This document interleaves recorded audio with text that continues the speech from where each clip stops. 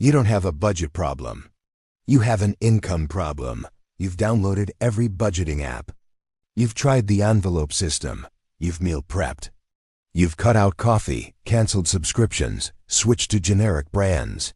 You track every single dollar. You know exactly where your money goes. And at the end of the month, you're still broke. Not because you're irresponsible. Not because you're buying frivolous things. But because your rent is $1,400. Your groceries are $600. Your car payment is $350. Your insurance is $200. Your student loans are $400. Your utilities are $150. And you make $2,800 a month after taxes. That's $3,100 in expenses on $2,800 in income. You're $300 short every single month before you buy a single unnecessary thing. And some personal finance guru is telling you that you just need to budget better. You don't have a budget problem. You have an income problem. And today I'm going to prove with math that no amount of budgeting can fix insufficient income, why the personal finance industry gaslights you into thinking otherwise, and what you should actually focus on instead. Let me tell you about Melissa.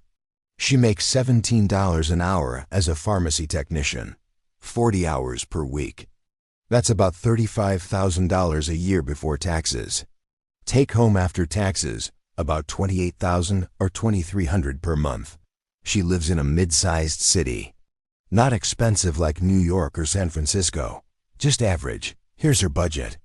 Rent for a one-bedroom apartment in a safe neighborhood, $1,200.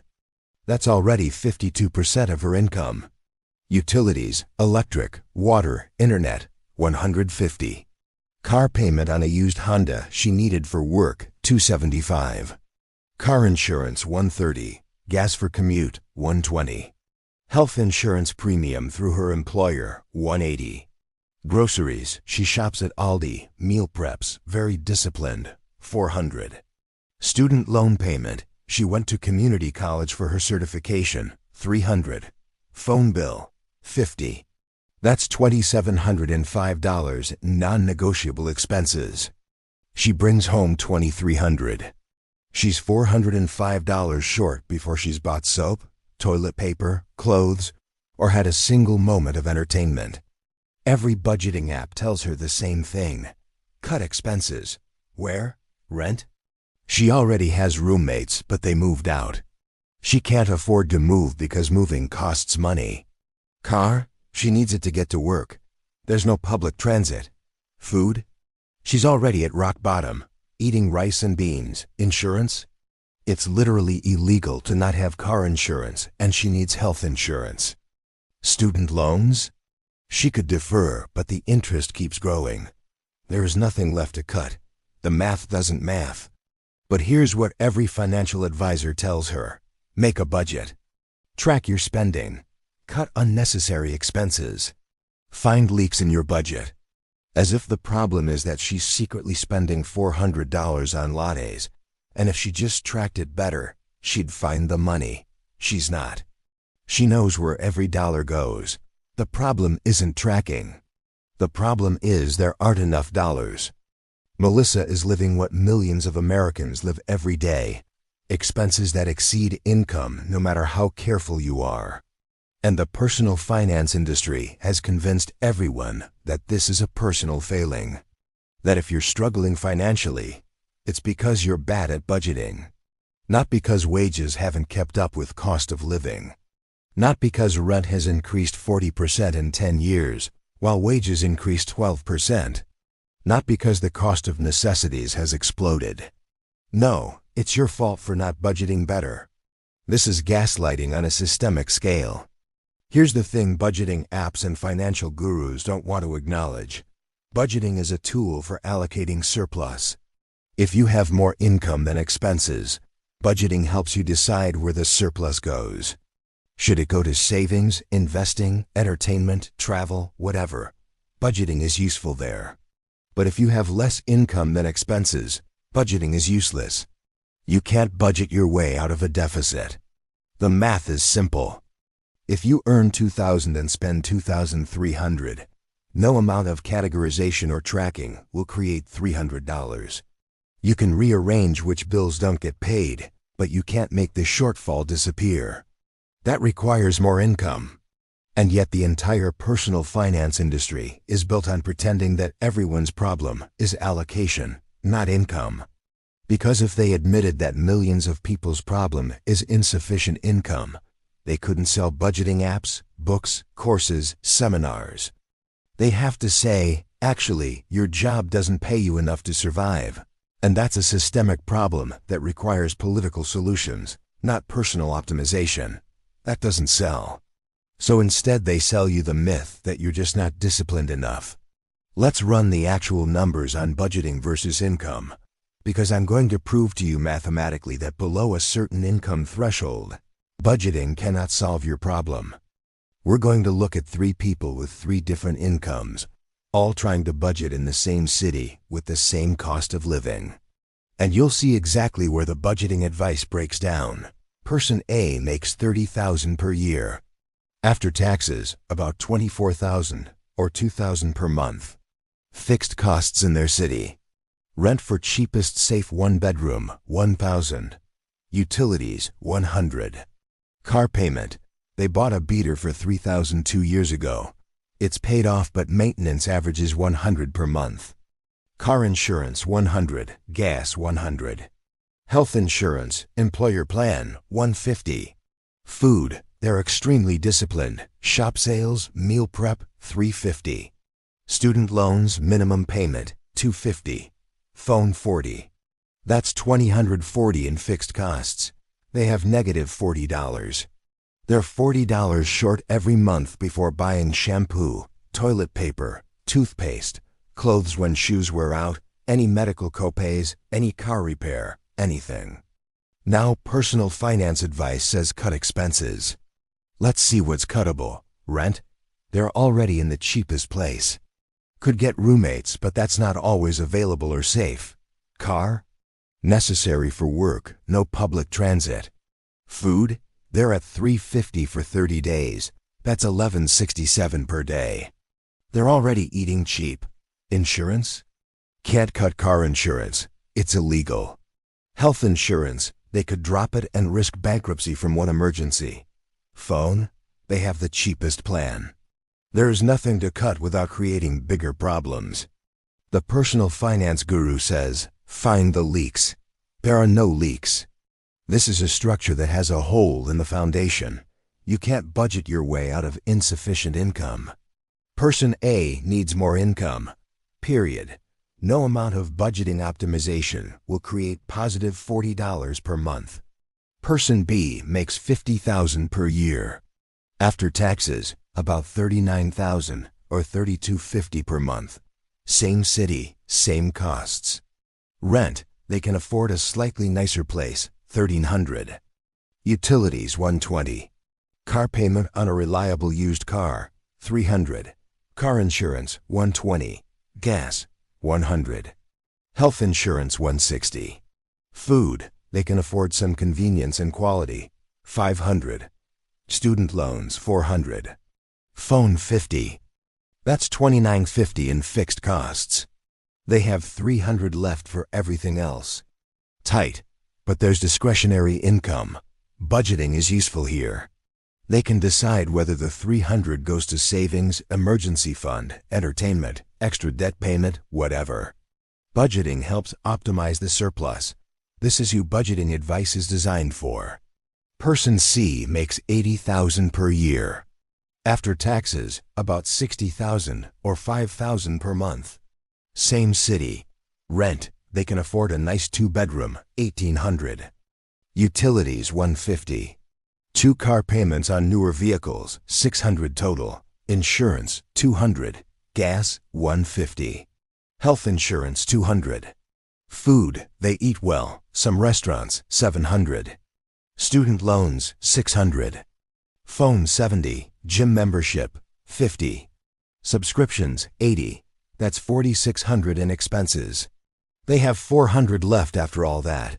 Budgeting is very useful here. They have surplus to allocate. Should it go to retirement, kids' college fund, vacation fund, investment account? Budgeting optimizes this decision.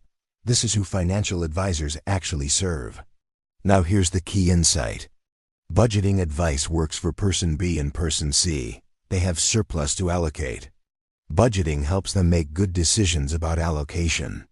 But budgeting advice is useless for person they have a deficit. No allocation strategy fixes a deficit. You can't decide where to put money you don't have. And here's the percentage breakdown that makes this even clearer. Person A spends 85% of income on housing alone. Financial advice says housing should be 30% of income. They're 55 percentage points over. This isn't a budgeting failure. This is an income failure. Housing costs what it costs. They can't will it to be cheaper. Person B spends 40% on housing. Still over the recommended 30, but workable. Person C spends 36% on housing. Within the guideline. Total fixed costs. Person A, 102% of income. They're spending more than they make on necessities. Person B, 90% of income. Tight but functional. Person C, 92% of income. They have room. The personal finance industry pretends person A and person C are in the same situation and just need the same budgeting advice. They're not. Person A needs more income. Person C needs allocation optimization. Giving person a budgeting advice is like giving someone who's drowning a swimming technique tutorial. The problem isn't their stroke. The problem is they're underwater. Let's go deeper into person A's situation. Let's say they follow all the extreme budgeting advice. They get a roommate, split the $1,000 rent, now paying $500. They cancel their phone, use free Wi-Fi only. They cut food to $250 by eating absolutely bare minimum. They defer student loans, ruining their credit and accumulating interest, but frees up $250 per month. New fixed costs, $1,500. They now have $500 per month left. Sounds good, right? But here's what they gave up. Privacy and safety by getting a roommate they can't vet properly. Communication ability by not having a phone. Health by eating inadequate nutrition. Future financial stability by deferring loans. And they still only have $500 per month for everything else. Car repair is $400. There goes the cushion. Medical copay for strep throat, $100, cushion gone. New work shoes when there's wear out, $60, cushion shrinking. They're still one medium emergency away from disaster. And they destroyed their quality of life to get to this fragile position. Meanwhile, person C hasn't optimized anything and has $400 per month surplus while living comfortably. The difference isn't discipline or budgeting skill. The difference is income.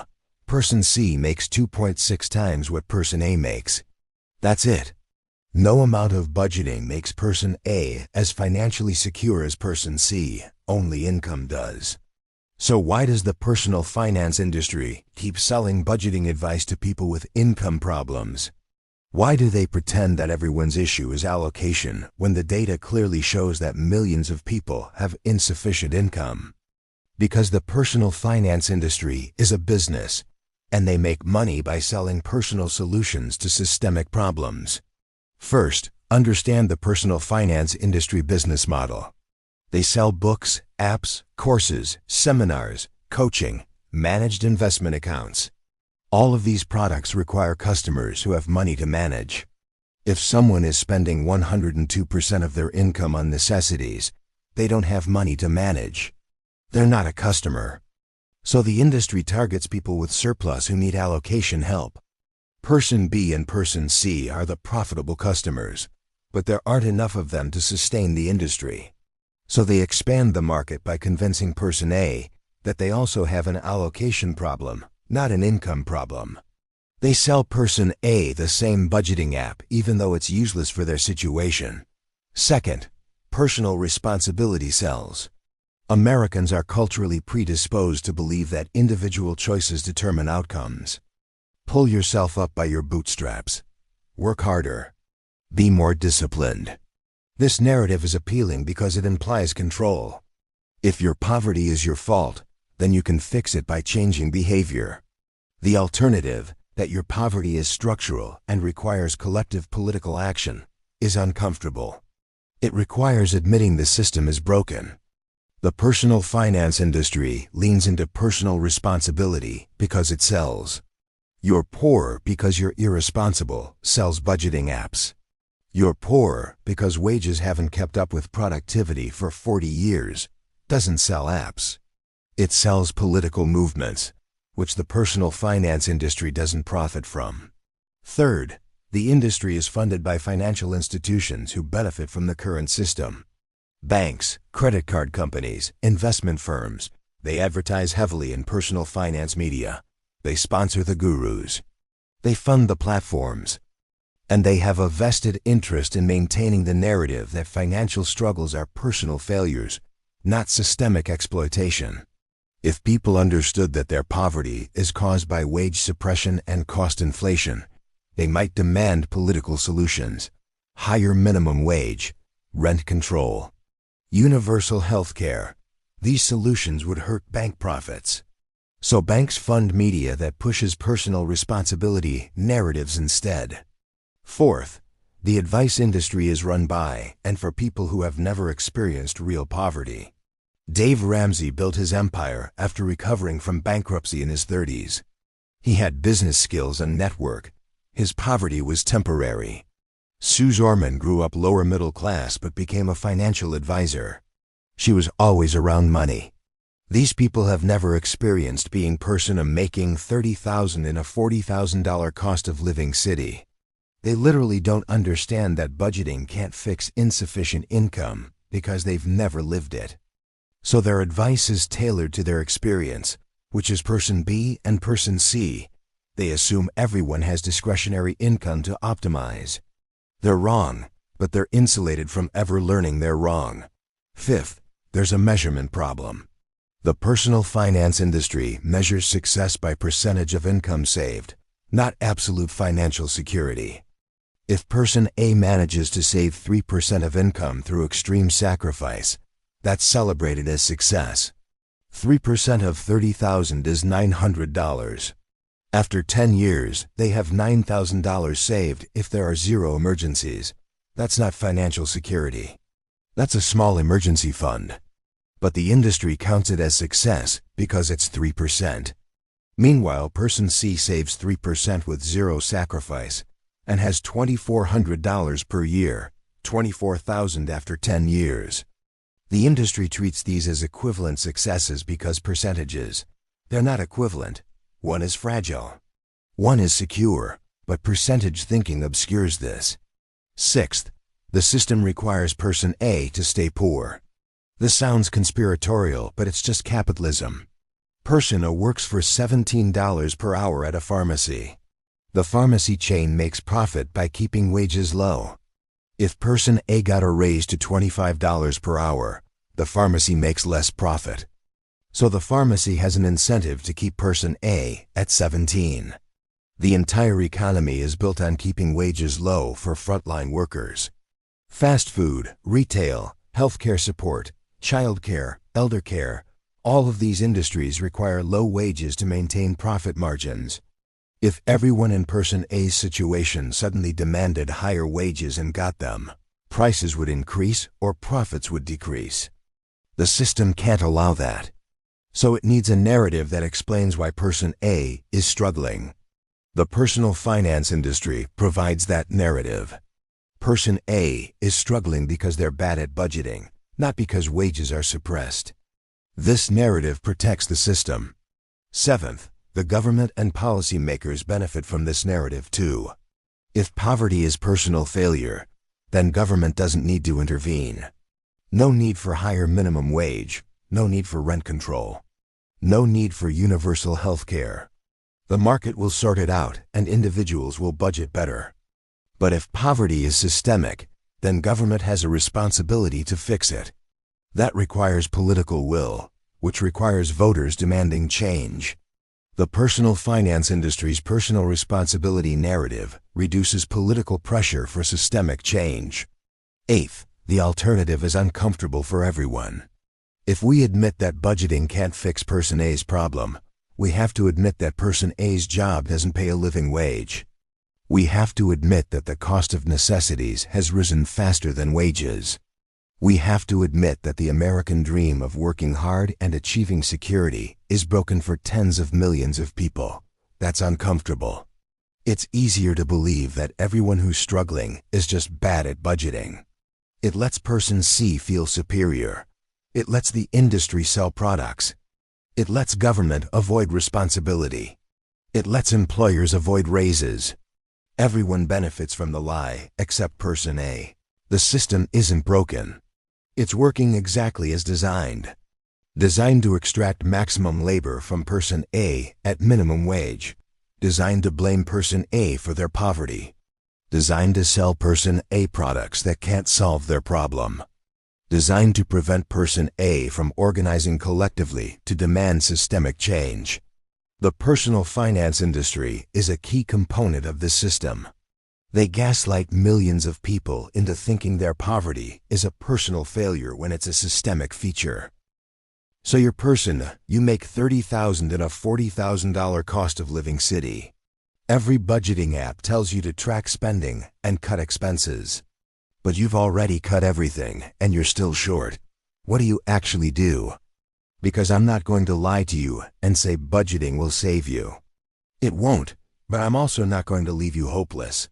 First, accept that your problem is income, not budget. This sounds obvious after this video, but it's psychologically important. Stop carrying shame for being unable to budget your way out of insufficient income. The math doesn't work. It's not your fault. You're not irresponsible. You're underpaid. Say it out loud. I don't have a budget problem. I have an income problem. This mindset shift is crucial because shame keeps you focused on personal optimization instead of income increase. Second, stop using budgeting apps designed for people with surplus. They'll just make you feel bad. You don't need an app to tell you that you spend $1,000 on rent. You don't need detailed tracking when you have zero discretionary spending. Use a simple spreadsheet. Income minus fixed costs equals what's left. That's your budget. Don't waste time on sophisticated allocation tools when you have nothing to allocate. Third, focus all energy on income increase. This is the only solution. You need to earn more. How? Aggressively pursue raises at current job. Document your value. Ask for 20% increases, not 3%. 3% of $30,000 is $900. Doesn't solve your problem. 20% is $6,000. That starts to matter. If your employer won't give meaningful raises, switch jobs. Job hoppers earn 20 to 30% more over their careers than loyal employees. Loyalty doesn't pay when you're underpaid. Fourth, develop skills that increase your market value. Melissa is a pharmacy tech making $17 per hour. Pharmacy techs with special certifications make $23 per hour. That's $6 more per hour, $12,000 per year. One certification course, 6 months, and her income problem shrinks significantly. Identify what skills or certifications in your field pay more. Invest time in getting them. This is higher return than budgeting optimization. Fifth, consider geographic arbitrage if possible. You're making $30,000 in a medium cost of living city. That same job in a low cost of living area might still pay $30,000, but rent is $700 instead of $1,200. That's $6,000 per year freed up. Or look for remote work that pays San Francisco wages, but you live in a low-cost area. Geographic arbitrage is real. Not everyone can move, especially with family ties. But if you're young and mobile, it's the fastest way to make income meet expenses. Sixth, build multiple income streams, but be strategic. The standard advice is get a side hustle. But most side hustles pay poorly and cost time. If you work a $15 per hour side hustle for 10 hours per week, that's $600 per month before taxes. But you lose 10 hours you could use to sleep, apply for better jobs, or learn skills. Opportunity cost matters. Only take side hustles that pay well or teach you valuable skills. Don't grind for minimum wage on weekends when you could be investing that time in career development. 7th, use collective bargaining if available. If your workplace has a union or could organize one, do it. Collective bargaining is the most effective way to increase wages. Data shows union members earn 13% more than non-union equivalent workers. 13% of 30,000 is $3,900 per year. That's huge. If there's no union, organize informally with coworkers, share salary information. Negotiate together. Employers exploit information asymmetry. Take that advantage away. 8th, use government assistance without shame. If you qualify for SNAP, Medicaid, housing assistance, earned income tax credit, use them. These programs exist because we've collectively acknowledged that wages are insufficient for basic needs. Using them isn't failure. It's using resources you're entitled to. Every dollar in assistance is a dollar less you need to earn. It creates breathing room to pursue income increase. 9th, optimize debt strategically. If you have high interest debt, it's bleeding you. But if your income is insufficient, you can't budget your way to paying it off. Explore income-driven repayment for student loans. Consolidate credit card debt to lower rates if possible. The goal isn't to pay off debt immediately. The goal is to reduce monthly payments to free up cash flow while you work on income increase. Debt payoff comes after income increase, not before. 10th, vote and advocate for systemic change. Your individual income increase solves your personal problem, but doesn't fix the system. Vote for politicians who support higher minimum wage, rent control, universal health care, worker protections. These policies would solve the income problem for millions. Your individual optimization and collective political action aren't mutually exclusive. Do both. Here's what I need you to understand. Melissa doesn't have a budget problem. She has an income problem. She makes $35,000. Her fixed costs are $32,400. No budgeting app, no financial guru, no envelope system will create $2,600 where it doesn't exist. The only solution is increasing her income. Every hour she spends agonizing over her budget is an hour she's not spending on developing skills, applying for better jobs, or organizing with coworkers for higher wages. The personal finance industry has convinced her that if she just tracks spending better and cuts harder, she'd be fine. She won't. She's tried. The math doesn't work. And she's not alone. 40% of American workers make less than $15 per hour. Median rent for a one-bedroom is over $1,200 nationwide. You cannot budget your way out of this equation. $15 per hour, 40 hours per week, is $31,000 per year before taxes. $24,000 after taxes. 1,200 times 12 is $14,400 in rent. That's 60% of take-home on housing alone. The financial advice says housing should be 30%. It's double. You can't cut your way to 30% when rent costs what it costs, and you're already in the cheapest safe place available. This is a systemic problem. Wages have stagnated for 40 years, while productivity increased 77%. Housing costs have increased 40% in a decade. Healthcare costs have tripled. Education costs have quadrupled. And the personal finance industry is telling people that their problem is they're not disciplined enough with budgeting. It's gaslighting. So here's what I want you to do. If you're spending more than you earn on necessities, stop blaming yourself. Calculate the actual shortfall. Write it down. I earn X. I need Y. I'm short Z. See it clearly.